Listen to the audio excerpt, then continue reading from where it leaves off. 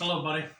Welcome back to Tin Man's Quarter Channel. I'm your host, Jeffrey Tin Man Taylor, and today I'm reacting to my second Midnight Tales video for you guys, and this was titled Six Creepy True Alone in the Woods Horror Stories.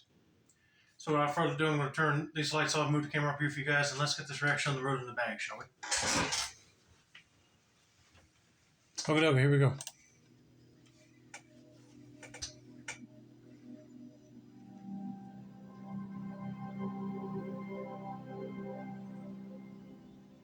This happened about 10 years ago, give or Oh, take. okay. My buddy Craig and I had nothing going on the next day, so we figured we'd head over to our friend Eric's place. He just started dating someone new, and the plan was to chill for the night. Maybe drink a little, hang out, just unwind. Eric was staying at his mom's apartment complex temporarily, and behind the place there was this thick patch of woods. Not just a little row of trees or anything. It was a legit wooded area that felt like it stretched for miles. This was upstate New York, and it was that perfect fall weather. Cool, crisp air, colorful leaves, and just enough daylight left to feel cozy. We cracked open some beers and wandered out into the woods behind the apartment. Just three guys and Eric's girlfriend tagging along, all of us laughing and carrying on. Eventually the beers ran out, so we made a quick store run for more and came right back. What we didn't really think through was how fast it would get dark by the time we returned. First of all, I wouldn't mind walking in the woods to explore, and especially if you have friends with you. That's an extra added bonus because they can help if you come across a strange person in the woods or a wild animal. But I wouldn't go in the woods drinking because you get drunk. What are you going to do? Start bumping in the trees, maybe. It was that time of day when the sun dips behind the trees, and you don't realize how little light is left until you're already in the middle of the woods. We had talked about starting a fire, but we hadn't even brought anything to get one going yet. We found ourselves in this open area, kind of like a small clearing, where a couple narrow trails split off in different directions. It was quiet and calm, but something just didn't sit right with me.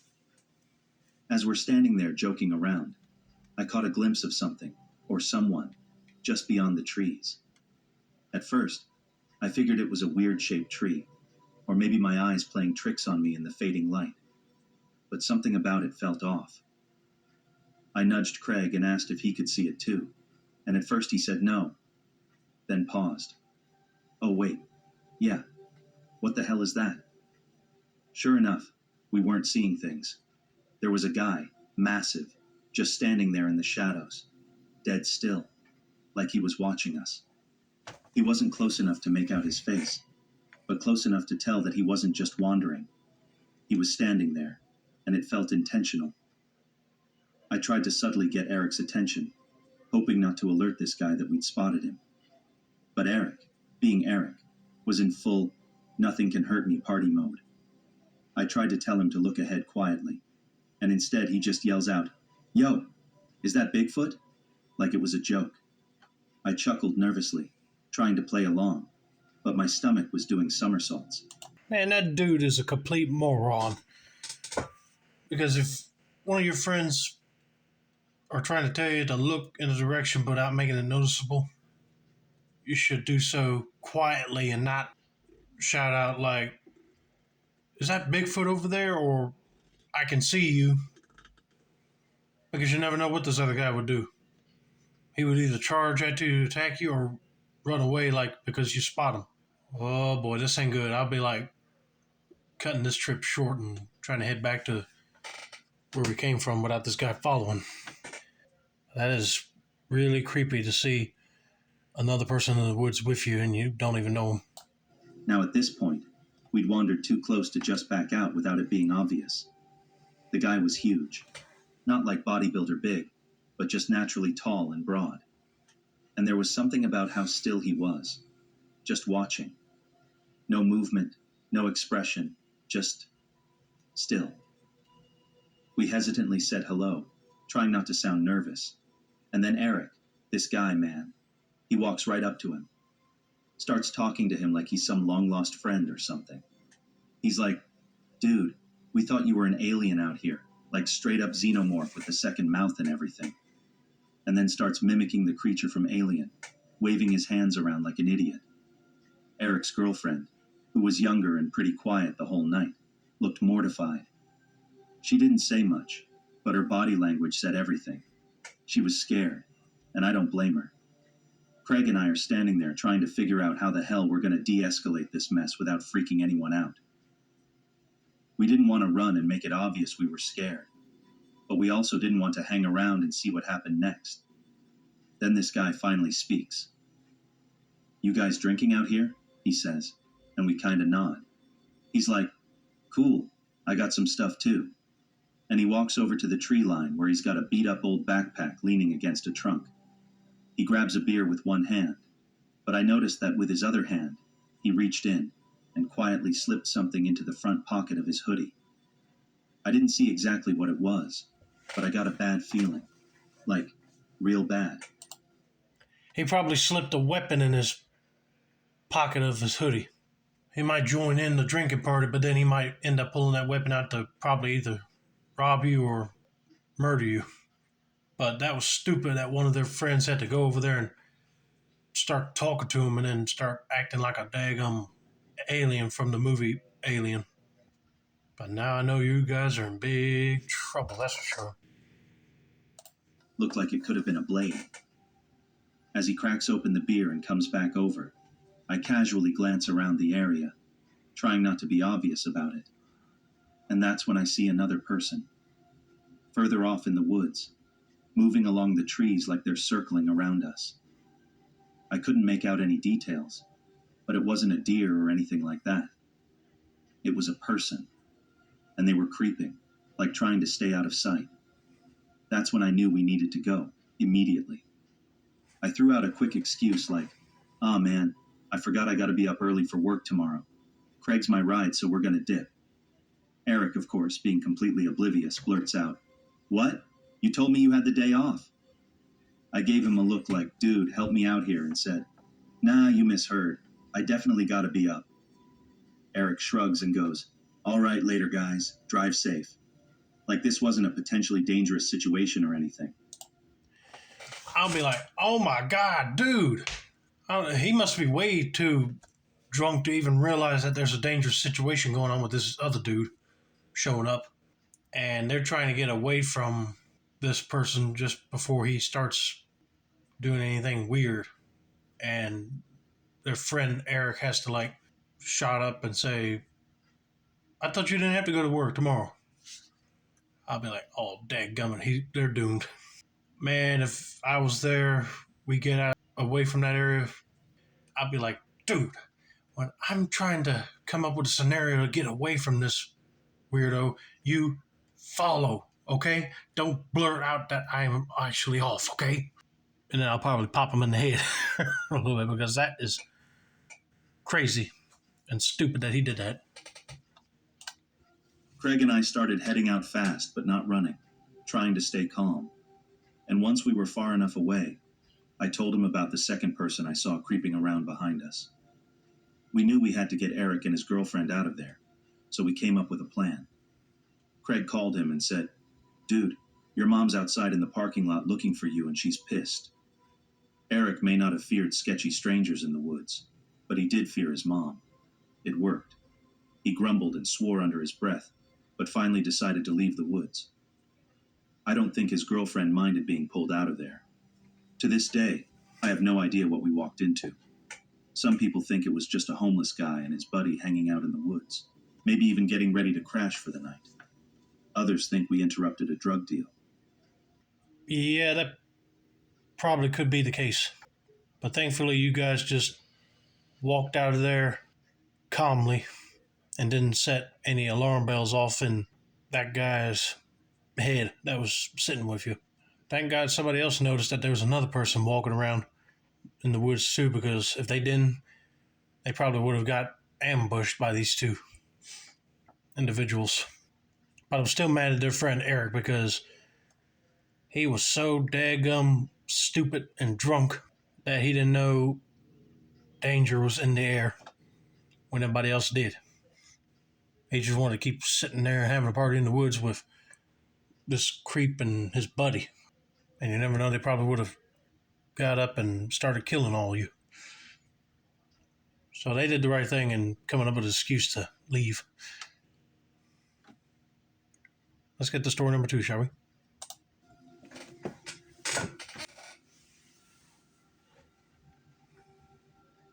This happened maybe 4 or 5 years ago, back when I was still living with my mom on this quiet little farm surrounded by dense woods. We were out in the sticks, but not completely isolated. There were other farms around, just not exactly next door. Each neighbor was maybe half a kilometer away, so we had a good mix of privacy and safety. You see, right there. I love the scenery that this property right here has to offer, and what he's describing sounds like paradise to me. It would be nice to buy a farm property that has just mostly trees blocking views from other people for miles, and you won't get to see no highway traffic. That's perfect in my book. That balance made me feel pretty secure, probably a little too secure in hindsight. I used to go on walks at night like it was nothing, sometimes around 7 or 8 p.m., and there were nights I'd be wandering the back road at 2 in the morning if I couldn't sleep. Looking back, yeah, that was dumb. I had a walking loop I stuck to pretty religiously.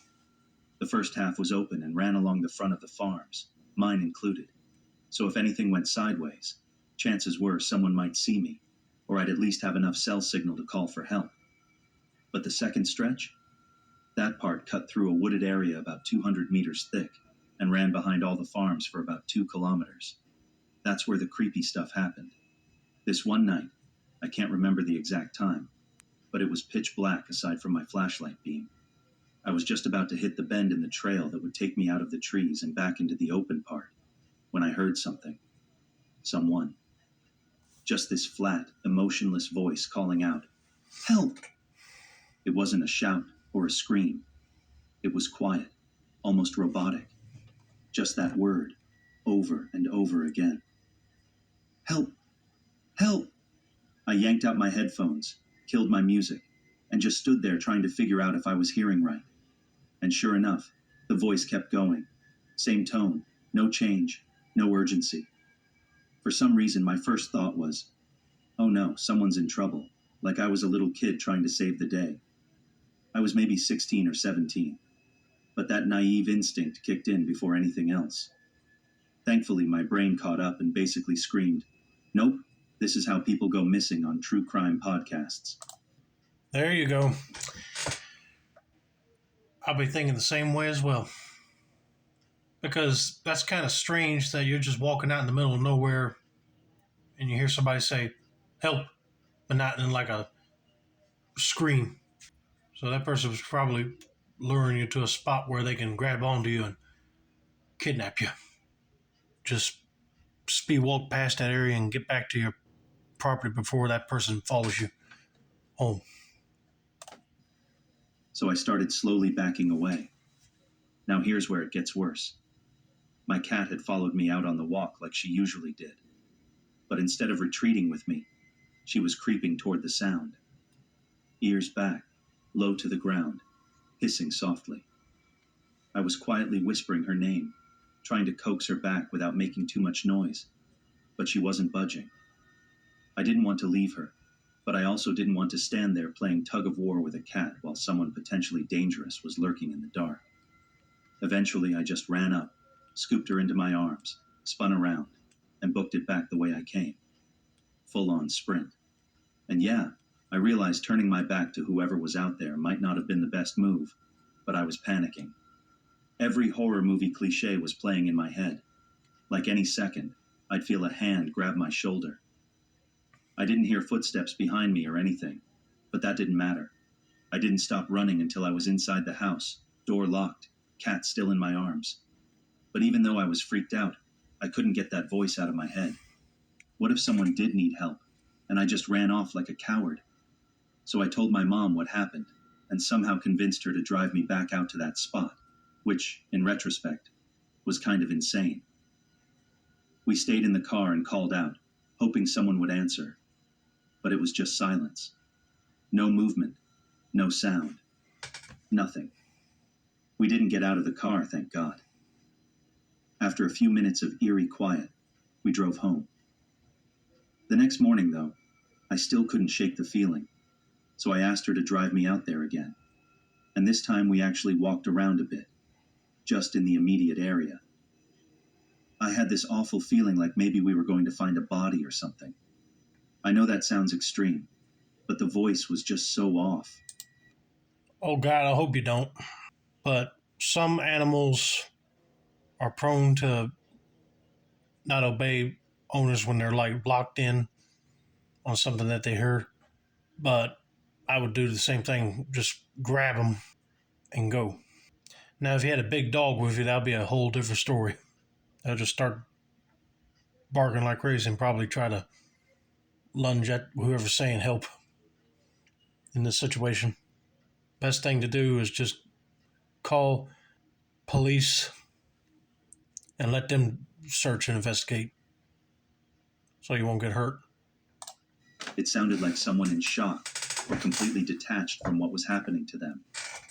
But we didn't find anything. No signs anyone had even been out there. And to this day, I still have no idea what I heard that night. No face to go with the voice. No explanation.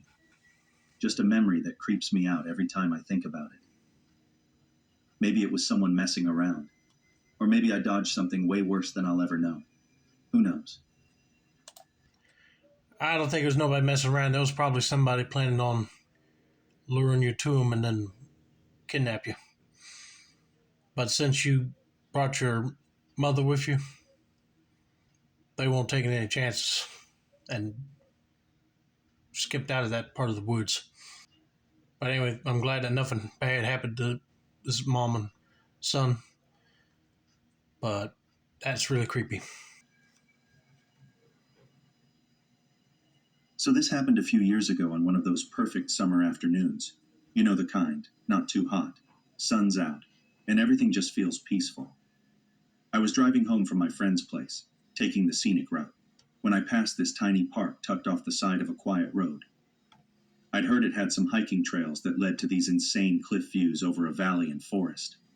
I'd only ever seen pictures online, but they looked incredible, like something straight off a postcard. Since I had time to kill and the weather was too nice to waste, I figured, why not go check it out? Hey, I'll do the same thing.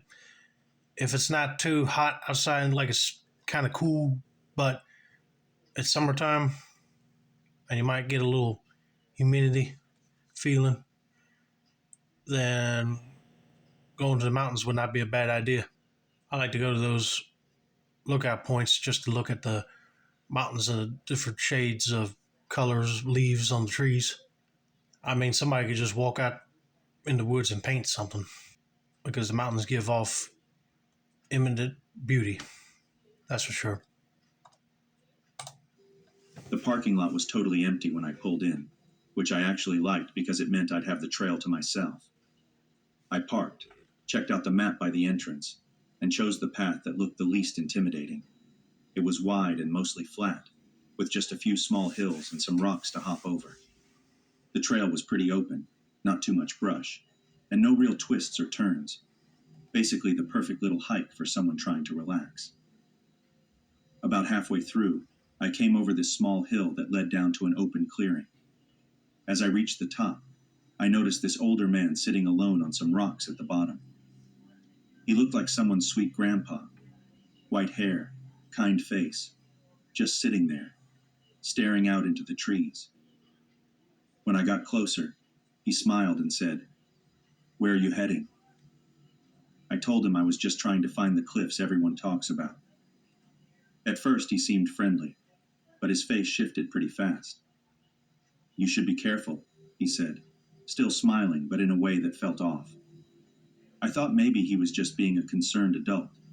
I mean, I'm barely 5 feet tall and looked like a teenager back then, so I figured he assumed I might not be ready for a cliff hike. I thanked him politely and started to walk past, but he spoke again. Same words, totally different tone. "No, you really need to be careful." He was staring now, eyes locked on mine. voice completely flat. Trying to ease the tension, I told him I'd hiked a lot before and knew what I was doing. But then he said something that made my stomach turn. A lot of teenagers come out here to see the cliffs. A lot of them never make it back. He paused, then added, almost like someone's pushing them. I wanted to believe he was joking, just a weird old man with a dark sense of humor. I don't think he has a dark sense of humor. He's actually telling the truth. Either he's trying to warn you that there's been accidents there, or he's actually the guy responsible pushing people off the cliffs. Either way, you might want to take this guy's warning and just skip going to the cliffs for another day when he's not there and get back in your car and go, because that's really creepy. But there was nothing funny about the way he looked at me. His eyes were cold. The way he said it didn't sound like a warning. It sounded like a threat. I tried to brush it off, chalked it up to me being overly paranoid, which I definitely am, especially in the woods. I thanked him again, turned, and kept walking. But I couldn't shake the feeling that something wasn't right.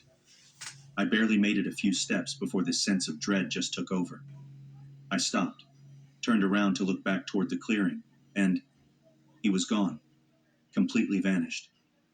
I didn't hear him walk away, and there was nowhere for him to go without being seen. The path ahead was open, and the brush was too thin to hide in.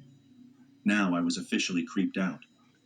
I practically jogged back the way I came, ears tuned in for every little sound around me.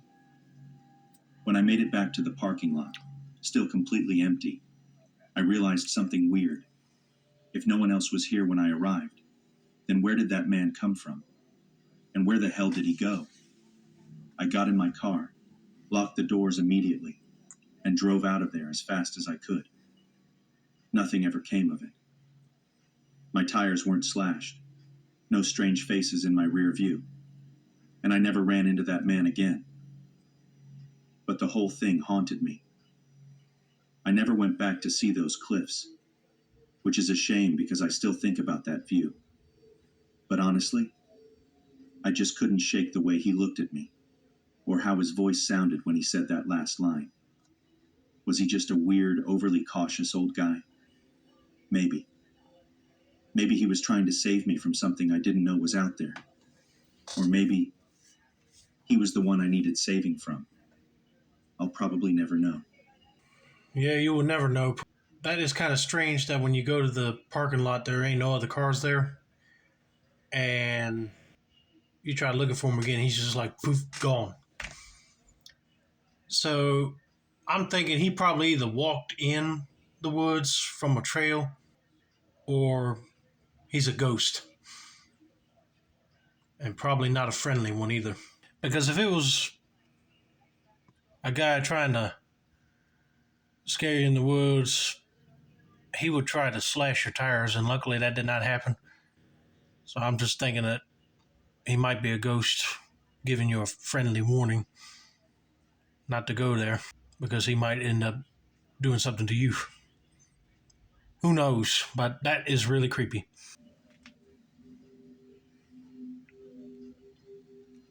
So a while back, I worked this contract gig with a team that did field work for the U.S. Forest Service.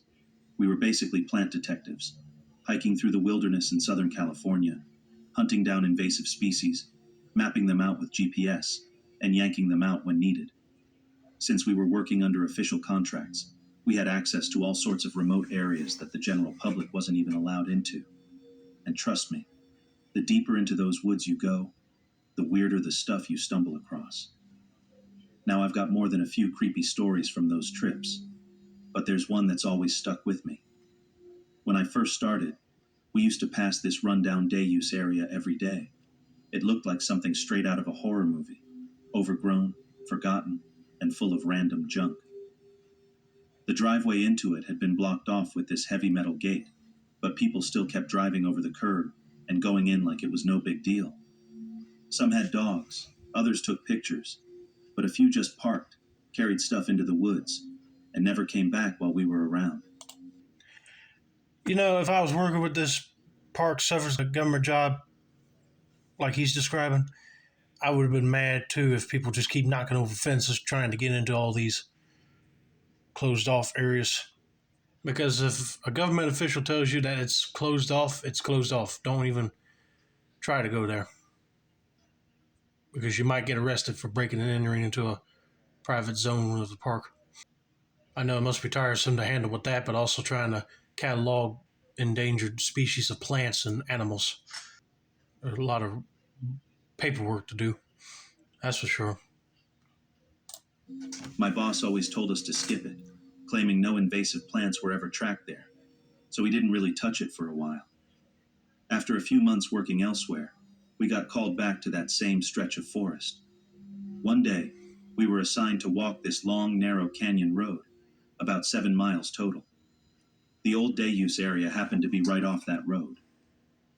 I volunteered to cover that side of the road with 2 coworkers, and we figured, hey, maybe we'll finally check out that sketchy place. We had our usual gear with us: hoes, saws, Pulaskis, and I carried a kukri knife on my belt just in case. Nature work isn't always peaceful. So we step into the area, and it's a mess.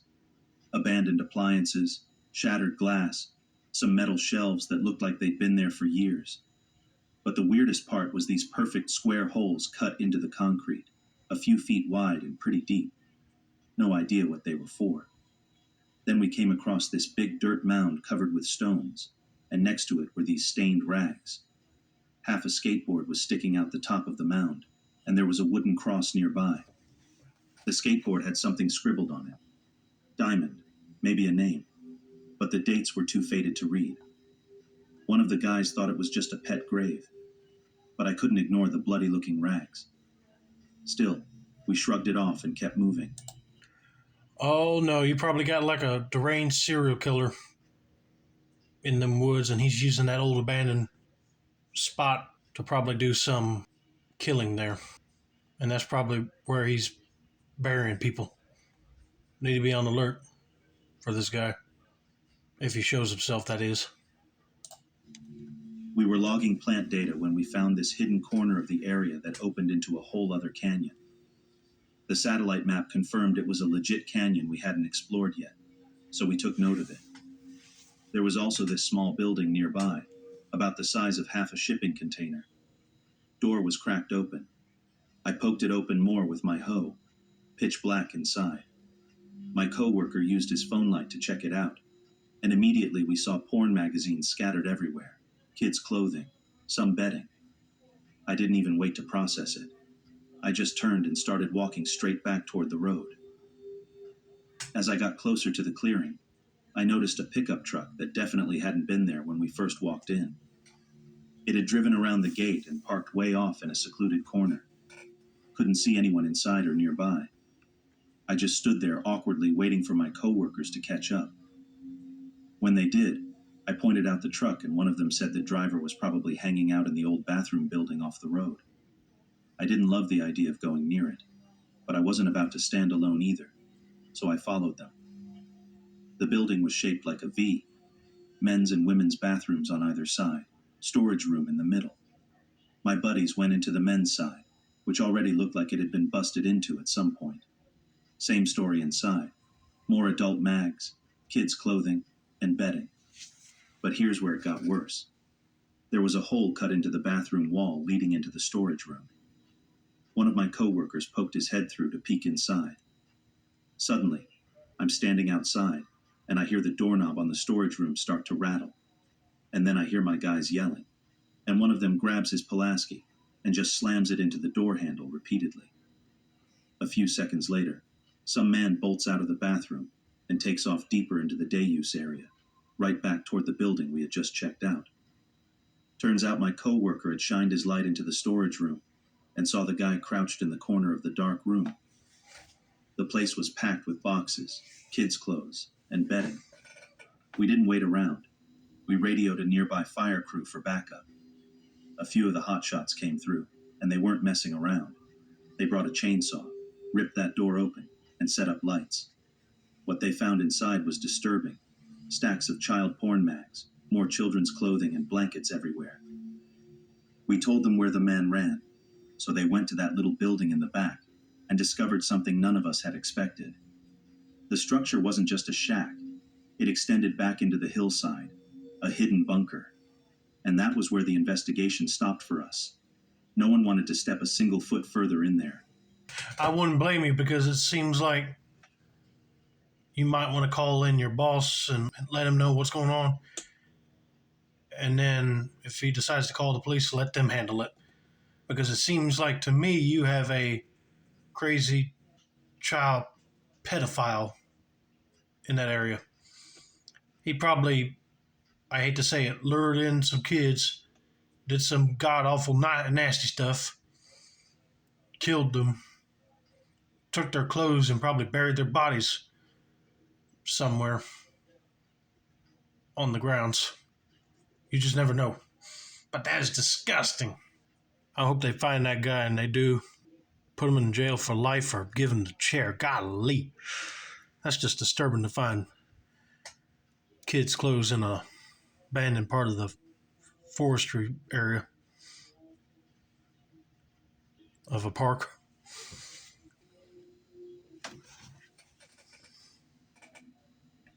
Back in 2007, I was working on my PhD at the University of Florida and living solo in a little condo I owned in Gainesville. Around that time, one of my friends, we'll call him Captain, was on this wild mission to walk across the country.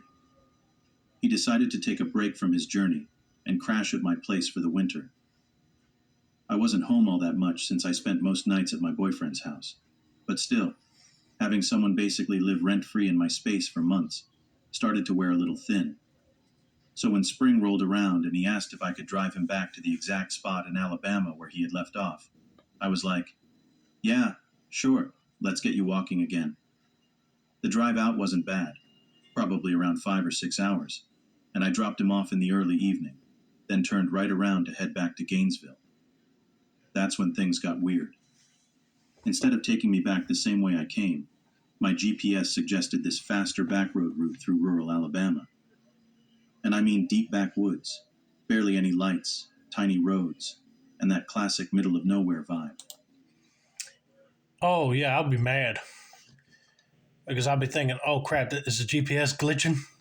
This is why you should remember every single building you passed on your way down to the spot where you dropped your buddy off and try to go back the same way instead of going on a faster route that the GPS is providing you, because you never know what would happen on this route. It was already late, and now I'm winding through dark country roads I've never seen before. Definitely had that deliverance energy. At some point, I noticed a car had gotten behind me. No big deal at first. Maybe they were just on the same oddball route the GPS gave me. But after a while, it stuck with me through every turn, even after I accidentally missed my original left turn and took the next one instead. The car mirrored every move. That's when it really hit me.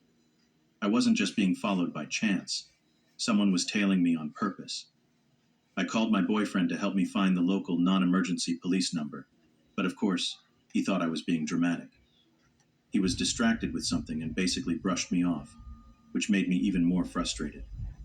I didn't want to call 911 unless I was sure something was going down, but looking back now, I should have done it anyway. The situation kept escalating because I was getting dangerously low on gas, and there hadn't been a station for miles. So not only was I being followed, but I was going to have to stop the car, alone, in the middle of nowhere. The worst part? I couldn't even get a look at the driver. The windows were tinted dark and the roads were pitch black. I kept thinking maybe it was some weird local rivalry thing, like maybe they saw my UF Gators license plate and were an Auburn or Alabama fan just messing around. Nah, I don't think it's no rivalry. School student. There's somebody actually on your tail, probably following where you go, and they're trying to probably pull you over. And this girl's boyfriend needs to be more serious, because imagine if she called back saying she got into a wreck because of that person following him. He'll be taking it more seriously. So let's just continue on with the story and see what happens next. But even that didn't make sense. This was way too intense to be a harmless prank. Whether they knew I was a woman or not, the way they were sticking with me felt calculated, and honestly a little sinister. Eventually, I made it into a town big enough to have streetlights and open businesses, and I felt just a little safer. I decided to send a message to the driver that I knew what was going on. At the next red light, I turned all the way around in my seat, stared straight at them, and pretended I was on the phone giving their description. I held eye contact the whole time the light was red, hoping it would spook them.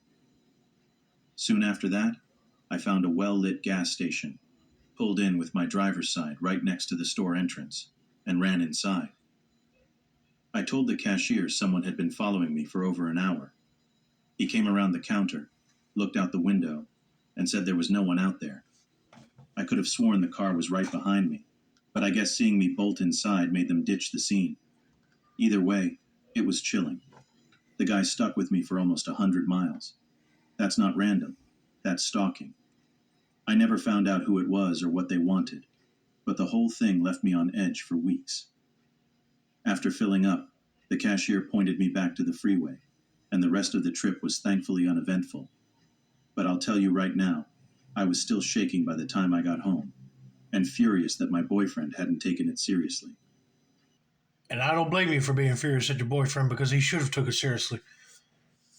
But I figured once whoever was in that car saw you driving into the gas station and running inside the store, they probably figured, oh crap, they're going to call the cops. So they might as well just skip this person and go. But thankfully, that person helped her out to figure out a way back home quickly. This happened not too long ago. I work in childcare, and one of the kids I look after had recently developed a pretty big obsession with hiking. He kept talking about caves and trails and all that stuff. So one day I figured I'd take him to this really cool trail I'd been to before in Salt Fork State Park. There's this spot called Hosak's Cave that's not really a cave. It's more like a big rock overhang with a little waterfall trickling down, super pretty and wide open. The trail to get there is only about half a mile, and it used to be pretty well traveled, which is why I picked it, short and safe. Now here's the thing. A bunch of summer storms had hit the area recently, and I didn't realize just how much damage they'd done to the trail until we got there. What used to be a nice, wide path was now more like a skinny ledge, barely a foot wide in some places, with a good 6-foot drop down into a rocky creek bed. Not exactly ideal. But there was a small crew doing some bridge work not too far from the trailhead, so I felt okay enough to go on. Plus, the kid was all amped up and totally ready to tackle it, so we just went for it. We made it all the way to this viewing platform near the cave, but it was roped off with some signs saying it was closed, probably because of the fallen trees everywhere. Still, we were already there, and the cave was just a bit farther, so we carefully made our way around it and climbed down through some tree roots. We ended up hanging out at the cave for a while, mostly because it was kind of tricky to get to, and the kid was having the best time ever. He found this little puddle full of baby salamanders and was just so into it. I honestly hadn't seen him that happy in forever, so I let him play and catch them for almost an hour. Now, while we were up there, I did notice a few weird things. There was an old candle sitting on a rock with a heart carved into it. Definitely had a vibe, but I assumed it was from some couple trying to make it romantic. Higher up, near the edge, we spotted 2 more candles and a few stacks of rocks that looked deliberately placed. I was starting to feel a little unsettled at that point, but didn't say anything. I just kept an eye out, you know? Eventually, we decided to head back, and here's where things got really weird. When we climbed back to that same platform area, remember the one with the tree roots, we both noticed this soaked washcloth just hanging right there, right in the middle of the path. That thing was not there before. I know that for a fact. The kid saw it too, but he didn't pick up on how strange it was. I, on the other hand, felt my stomach twist. In that moment, 2 things were immediately clear. 1. Someone else was out there watching us. 2. Whoever it was, they had managed to sneak close enough to leave that washcloth without ever being seen. That trail was narrow, with no real way to double back or loop around. There was no place to run if something went wrong, and I wasn't about to freak the kid out. So, I told him to lead the way back and just kept encouraging him over and over, telling him how great he was doing, just trying to keep things moving. We never saw anyone on the trail. But once we got to the car, I locked the doors right away. And just as we were leaving the park, I saw this man step out from the woods, not far from the road. He looked like he hadn't showered in weeks, probably mid-30s, and he just stared at me, like deep, soul-piercing eye contact.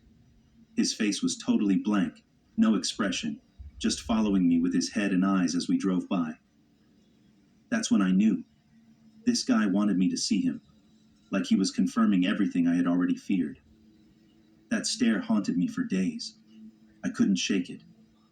Part of me tried to rationalize it. Maybe he was camping and didn't want to startle us. Maybe we just caught him off guard.